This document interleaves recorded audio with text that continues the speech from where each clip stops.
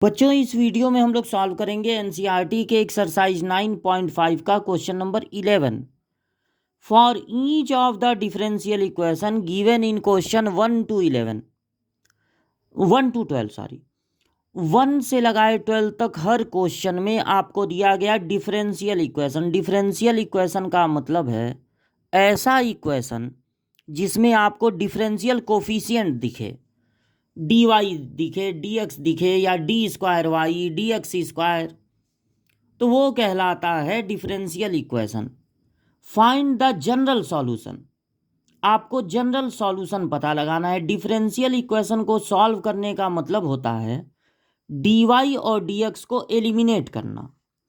ये जो एक्सरसाइज है एनसीईआरटी का 9.5 वो आपको सिखाना चाहता है लीनियर डिफरेंशियल इक्वेशन। अगर किसी डिफरेंशियल इक्वेशन में एक सिंपल सा वाई हो, वाई पे पावर 1, और उसके बगल में हो D Y by D X, तो वो लीनियर डिफरेंशियल इक्वेशन कहलाता है इन टर्म ऑफ वाई।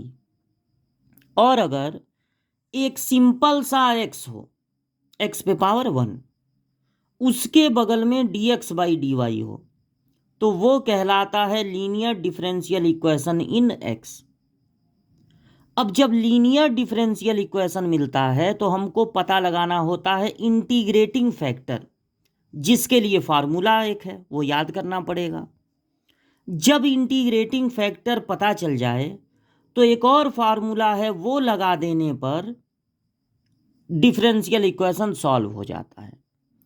तो पहले ये पता लगाइए कि ये लीनियर है कि नहीं, और अगर लीनियर है तो किसके टर्म में है, एक्स के टर्म में कि वाई के टर्म में। वाई के टर्म में तो नहीं है, क्योंकि वाई पे पावर 2 भी एक जगह दिख गया, लेकिन बाकी एक्स, केवल एक्स पे पावर 1 दिख रहा है। यानी ये जो डिफरेंशियल इक्वेशन है it is linear in x, x के टर्म में लीनियर है। तो जब डिफरेंशियल इक्वेशन एक्स के टर्म में लीनियर होगा तो उसके बगल में होना चाहिए D X upon D Y, D X upon D Y. तो इस पूरे इक्वेशन को डिवाइड कर दिया जाए डी वाई से, तो यहां आएगा Y D X upon D Y, और इसको डिवाइड करेंगे डी वाई से तो डी वाई कैंसिल हो जाएगा, बचेगा एक्स माइनस वाई स्क्वायर। अब ब्रैकेट लगाने की कोई जरूरत नहीं है, इधर जीरो को डिवाइड करेंगे डी वाई से तो जीरो ही आएगा।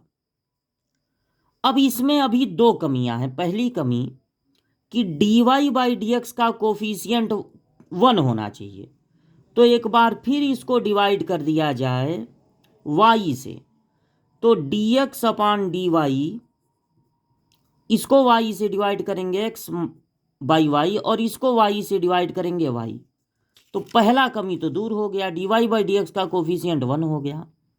दूसरी कमी, जब लीनियर डिफरेंशियल इक्वेशन हो इन टर्म ऑफ एक्स तो D X upon D Y और एक्स वाला टर्म एक साइड में रखना है, बाकी को कर देना है दूसरे साइड में। तो इस माइनस वाई को इधर भेज दीजिए। अब ठीक है, अब इसको कंपेयर कीजिए D X upon D Y plus P X equal to Q से। तो जो एक्स का कोफिशियंट है, जो एक्स के साथ है 1 अपान वाई, वो पी का काम करेगा, और जो इक्वल टू के दूसरे साइड में है, राइट साइड में, वो क्यू का काम करेगा। अब आपको लिखना है इंटीग्रेटिंग फैक्टर का फॉर्मूला। इंटीग्रेटिंग फैक्टर का फॉर्मूला, तो इंटीग्रेटिंग फैक्टर का फॉर्मूला होता है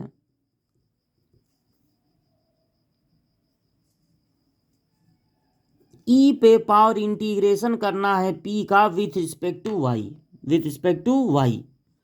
तो यहां पर पी आया है 1 अपान वाई डी वाई।